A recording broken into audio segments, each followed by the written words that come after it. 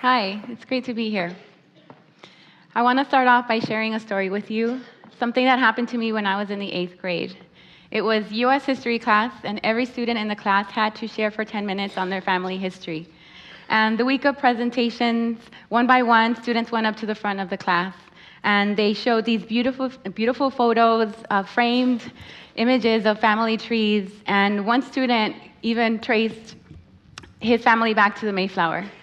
And that was a really tough act to follow, because compared to him and everyone else in my class, I really didn't have much to share. I had a poster of a family tree that I had drawn the night before, and a few photographs of my family that were relatively recent. And after that presentation, I felt very anxious, and I felt erased from history. I really felt that I didn't belong. And I felt that way for a really long time. But I went to books as my escape. I am a self-proclaimed book nerd. As a kid, I was the girl with the book in her hand all the time, always at the library at school, at the public library near my house. And it was books like Sweet Valley High, the series, and Where the Red Fern Grows that were accessible to me at the time. And you know, I'm not blonde, I don't have a twin, and I don't have blue eyes, and I don't live in the valley, and I'm not a boy with 2 hound dogs, chasing after raccoons in the mountains. But these were the stories that I grew up with, and I love them. But they were not a reflection of me.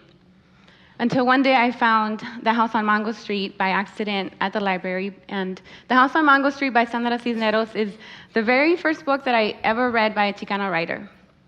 And that, to me, was very important, and it made a big impact in my life. The main character in the book is Esperanza, and immediately I connected to her. I related to her life, to her relatives, her neighborhood, and especially to her name, because I had a hard time sometimes with people not pronouncing my name the way I wanted them to. There's one chapter where she begins with, in English, my name means hope. In Spanish, it means too many letters. And I thought, if you replace Esperanza with Aurora, that was exactly my life story as well. And after The House on Mango Street, I sought out, kind of subconsciously, to look for other books that connected to my culture the way that one did. And I was fortunate to find one, Bless Me Ultima by Rodolfo Anaya. And of course, I thought, he must be my uncle. We have the same last name. Maybe we were related, but we're not. I still love the story, though. It's the story of Antonio and a healer in the town named Ultima. And Ultima is the town curandera who's called upon to heal Antonio's uncle who's dying. And the priests have given up, the doctors have given up on his uncle, but Ultima comes with her herbs and her recipes, and it's all natural, and she's able to heal Antonio's uncle. And I thought, Ultima is just like my grandmother. My grandmother is my Ultima. I was raised with her, and I saw how she cured me, how she cured my cousins and her children with recipes and teas and herbs and all the things that she would pick up naturally from the town where we grew up. And I didn't know at the time that she was a healer until one day I realized the connection when I have memories of someone knocking on our door, and I would go and open the door, and it would be a young couple with a baby, and the baby would be crying, and my grandmother would rush the baby to the room, and I would be told to go outside and play. I couldn't be there during that time, so I didn't know what was going on. But a few days later, that same couple would come back, and the baby would be happy and smiling, and they would give me a basket of food and say, please give this to your grandmother. We appreciate what she did to save our baby. And I realized then that I had my Ultima, and that was my grandmother. And the fact that that her story was printed in a book gave me such a big sense of pride for where I came from. The third book is Reign of Gold by Victor Villaseñor. And Reign of Gold is his tribute to his grandparents. His grandparents met before the Mexican Revolution. They survived the revolution, and they went on to have a beautiful family. And that is all written down in this one story. And I didn't pick up this book until after my 8th grade report, and I really wish that I had read about it and known it before, because when I opened the book, there was a map of Mexico, there was a family tree, and there were photographs of Victor's family. But what I am happy about, even though I discovered the book after my report was due, was that I could do the same thing with my family as well. On my 14th birthday, my mom gave me a pink Kodak 110 camera. And I began to document my family history through photographs.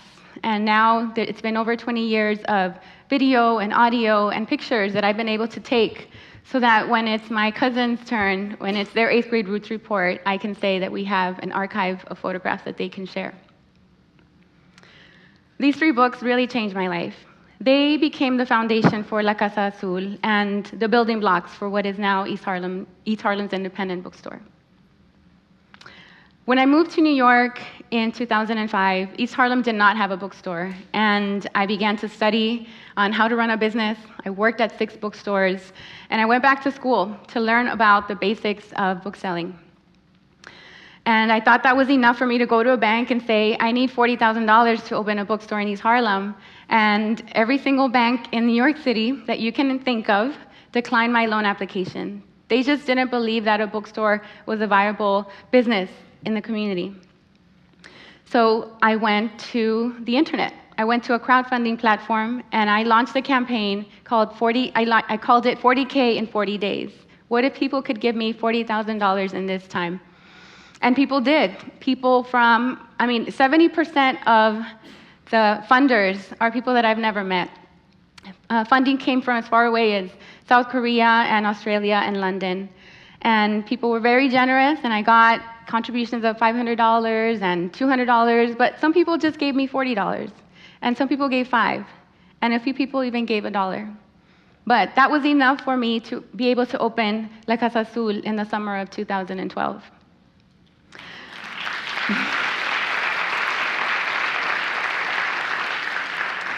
The bookstore itself is very small. It's 1,000 square feet.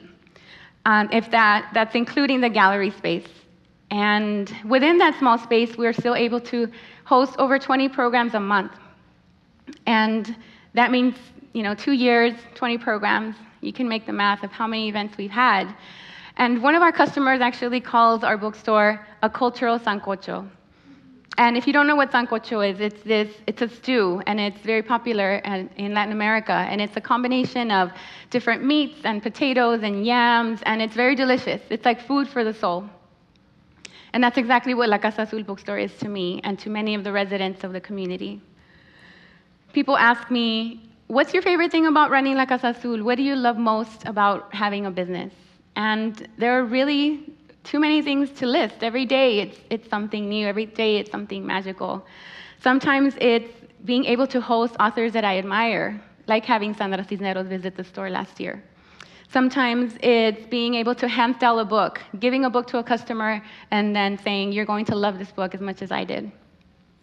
Sometimes I get to overhear customers say things, and they'll say, I am so glad this bookstore is here. Or they'll say, I wish La Casa Azul Bookstore existed when I was growing up. And sometimes it's moments like these, where I stop everything that I'm doing and I can capture a moment like this one, where I see this young girl and I can go to her and I can give her a book and say, this is a reflection of who you are. Because La Casa Azul Bookstore is exactly that. It's a celebration of life, of literature, of identity, and of culture. Thank you.